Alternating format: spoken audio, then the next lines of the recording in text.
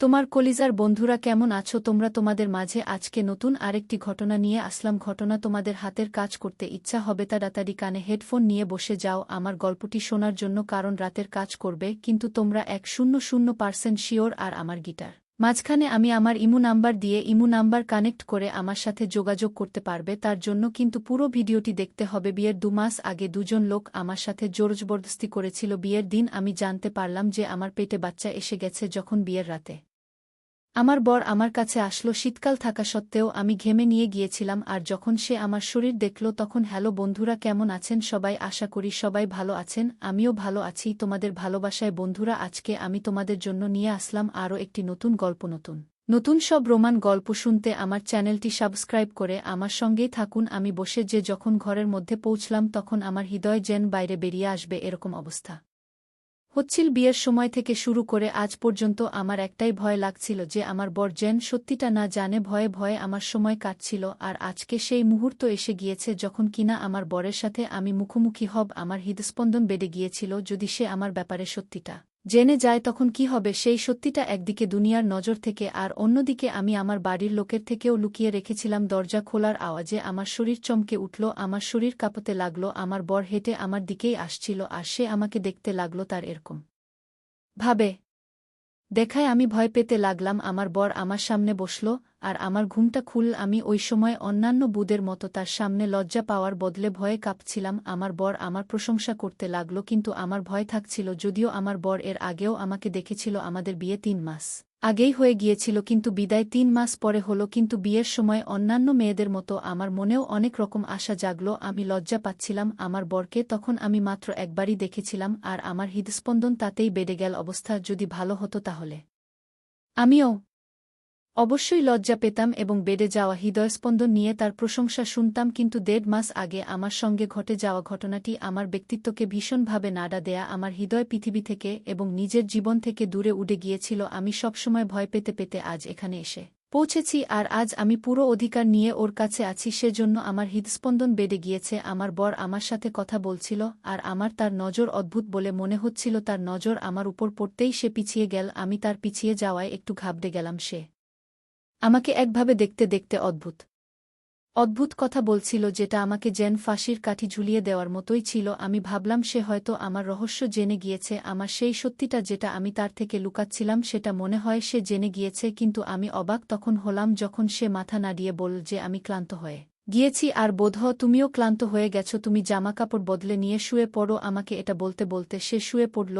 আর আমি আমার জায়গা চুপ করে বসেছিলাম। অদ্ভুত মানুষ ছিল সে, যে আমাকে ছুলো পর্যন্ত না। আমি এই ব্যাপারটায় ভীষণ চিন্তায় পড়ে গেলাম আর তারপর আমার হৃদয় ভীষণ ভারী হতে লাগল। আমি জামাকাপড় বদলে ফেললাম আর বিছানায় শুয়ে পড়লাম, কিন্তু আমার মাথার মধ্যে একটা কথাই ঘুরতে লাগল যে প্রথম রাতেই আমার বর আমাকে ছোঁয়ার পরিবর্তে এদিকের ওদিকের কথা কেন বলতে লাগল, আর তারপর আমায় ঘুমিয়ে পড়তে বলল কেন। আমি পুরো রাত এই কথাটা ভাবতে লাগলাম। পরের দিন আমি খুব কষ্ট করে নিজের মুখে হাসি আনলাম। আজও সবাই আমার খুব প্রশংসা করল। আমি ছোট থেকেই খুব সুন্দর ছিলাম। বিয়ের প্রতিটা সাজ আমার সৌন্দর্যকে আরও বাড়িয়ে দিয়েছিল। আমি বিশ্বাস করতাম আজ আমার বর আমাকে দেখে নিজের অধিকার দেখাতে নিজেকে আটকাতে পারবে না। কিন্তু আমি চাইছিলাম তার উচিত আমার প্রশংসা করা এবং তার আমার উপর অধিকার কায়েম করা। আজ বেশিক্ষণ অপেক্ষা করতে হলো না। আমার বর ঘরে আসলো আর তার মেজাজ খুব ভালোই মনে হচ্ছিল। আমার একটু ভয় লেগেছিল, কিন্তু আমি অপেক্ষা করছিলাম। তারপর আমি তখন অবাক হয়ে গেলাম যখন আমার বর রাতে এখানে সেখানের কথা বলতে বলতে আমায় ঘুমাতে বলল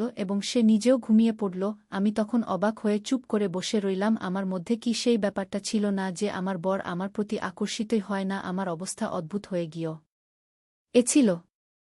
প্রথম থেকেই আমার মনের মধ্যে ভয় ছিল যে আমার বর এর সামনে আমার খুলে না যায়। তার উপরে আমার বরের অদ্ভুত কাজকর্ম দেখে দেখে আমি দ্বন্দ্বের মধ্যে পড়ে গেলাম। আমার বর খুব ভালো মানুষ ছিল, আমার সাথে ভীষণ ভালো ব্যবহার করে সে পুরো মাছ কাটিয়ে দিল, যেটা আমার মনের মধ্যে আমার মাথার মধ্যে অনেক গভীর প্রভাব ফেলেছিল। আমি আবার রাতে আমার সাথে ঘটা সেই দুর্ঘটনাগুলো স্বপ্নে দেখতে লাগলাম। আমার অবস্থা দিনের পর দিন আরও খারাপ হতে লাগল। আমি ভয়ে কাঁপতে লাগলাম। প্রেগন্যান্সির 3য় মাস শুরু হয়ে গেল। আমার শরীর বদলাতে লাগল আর আমি এই ভয়টাই পাচ্ছিলাম। আমি চাইছিলাম যে এই সময় বরের সাথে প্রথমে আমার মজবুত একটা সম্পর্ক হয়ে যাওয়া উচিত, কিন্তু সে রকমটা পেলাম না। আর এবার সত্যিই আমার সমস্ত শক্তি খুয়ে যাবে। আমি সবসময় চিন্তায় থাকতাম, যার জন্য আমার শরীর আরও খারাপ হতে লাগল। একদিন আমার শরীর ভীষণ খারাপ হয়ে গেল তখন আমার বর আমাকে ডাক্তারের কাছে নিয়ে গেল। ডাক্তার দেখার পর সেটাই বললেন যেটাই আমি ভয় পাচ্ছিলাম। তিনি বললেন যে আমি মা হতে চলেছি, আমি প্রেগন্যান্ট হয়েছি, ৩ মাস হয়ে গেছে। আমি খুব আঘাত পেয়ে গেলাম। এবার আমার বর নিশ্চয়ই আমায় ডিভোর্স দিয়ে দেবে। আর স্বাভাবিকভাবেই যে কোনো মানুষ এটাই তো করবে। আমার হৃদয় চাইছিল যে আমি চিৎকার করে করে কাঁদি, কিন্তু আমার শরীর একদম প্রাণহীন আর ঠান্ডা হয়ে যাচ্ছিল। ডাক্তার আমার বরকে বললেন যে কোনো চিন্তার কারণে আমার শরীর খারাপ হয়ে যাচ্ছে। আমার ভালো ভালো খাওয়া দাওয়ার সাথে সাথে ভালো পরিবেশেরও দরকার ছিল। তিনি জানতেন না যে বাচ্চাটা কার। আমার চোখে ৬ মাস আগে হয়ে যাওয়া দুর্ঘটনা সিনেমার মতো চলতে থাকত। আমার বিদায় হওয়ার আগে, আমার বিয়ের ১ মাস আগে, আমার পরীক্ষার জন্য আমি ইউনিভার্সিটিতে যাচ্ছিলাম। ঠিক তখনই আমাকে দুটো লোক জোর করে ধরে নে আমি ওই সময় ফাঁকা জায়গায়। এখন এসবের অজান্তেই আমি খুশি হয়েছিলাম। আমার স্বামীর কারণে আমার জীবন ভালো এবং শান্তিতে কাটতে শুরু করে। এখন আমার স্বামীর উপর আমার আস্থা এমন হয়ে গেছে যে আমি তাকে আমার সম্পর্কে সবকিছু বলতাম। আমিও আমার সন্তানকে আদর দিতে শুরু করি এবং কিছুদিন পর আবার মা হওয়ার সুসংবাদ পেলাম। তফাৎটা এই যে আমি এই প্রকাশ্যে অনুভব করছিলাম, কিন্তু আমার স্বামীর আচরণে কোনো পরিবর্তন আসেনি। এবারও সে আগের মতোই যত্ন নিচ্ছে। এমনকি সে আমাকে বেশি কাজ করতে দেয়নি। তাদের কাছ থেকে গোপনে ঘরের কিছু কাজ করতাম, না হলে তো সে একটি কাজের লোকও রেখে নিয়েছিল। কাজের মেয়েটি আমার বড় ছেলেকে সামলে রাখত। একদিন ভাবলাম আমি স্টোর রুম থেকে কিছু জিনিস বের করি যেগুলো আমার বড় ছেলের জন্মের পর দরকার ছিল। সে যখন বড় হলো তখন আমার স্বামী স্টোর রুমে তার সব জিনিসপত্র রেখেছিল। আমার আর মাত্র ১ মাস বাকি ছিল। ভাবলাম মাল তোলার আগে একবার দেখে নিই ভালো করে।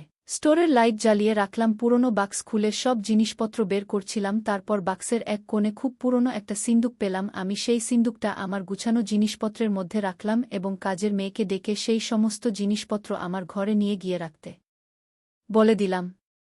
আমার কথায় সে জিনিসগুলো নিয়ে ঘরে রাখল। জিনিসপত্র বের করে দেখছিলাম। এবার সেই পুরনো সিন্দুকটা আমার সামনে এলো। যখন আমি সেই বাক্সটি খুললাম, এর মধ্যে যা ছিল তা দেখে আমি তো অবাক হয়ে চমকে গেলাম। আমার মাথা থেকে পা পর্যন্ত কাঁপছিল। আমি যেন শেষ হয়ে যাচ্ছিলাম। আমি এটা বিশ্বাস করতে রাজি ছিলাম না। এটা কিভাবে হতে পারে? আমার স্বামী একজন ভালো মানুষ ছিল, তাহলে তার এই জিনিসটা আমার সামনে পড়েছিল। এর কি কারণ ছিল? আমার স্বামী বাড়িতে এলে আমি তার কলার ধরে কালো শার্ট এবং কালো মুখোশটি তার মুখে ছুঁড়ে মারলাম। আমার সাথে একদিন যে অন্যায় করেছিল সে আর কেউ না, সে আমার নিজের স্বামী। আমি চিৎকার করে উঠলাম, লোকটা আমার সাথে কেন এমন করল? কেন আমাকে সে এমন কষ্ট দিল? সে বলল, তুমি আমার বিয়েতে ছিলে, আমি কোনো পাপ করিনি, আমি শুধু তোমাকে পরীক্ষা করতে চেয়েছিলাম। আমি জানতে চেয়েছিলাম তুমি আমাকে সত্য বলছো কিনা। কি তার কথায় আমি বড় একটা ধাক্কা খেলাম। সে আমাকে পরীক্ষা করার জন্য এত কষ্ট দিয়েছে। আমার স্বামী সম্পর্কে সত্য জানার পরে আমি কষ্টের মধ্যে কাটানোর সমস্ত সময় মনে করতে শুরু করি তার পুরো সত্যটা না জানলে সারাটা জীবন এভাবেই নিজেকে দোষ দিয়ে দুঃখে কাটিয়ে দিতাম।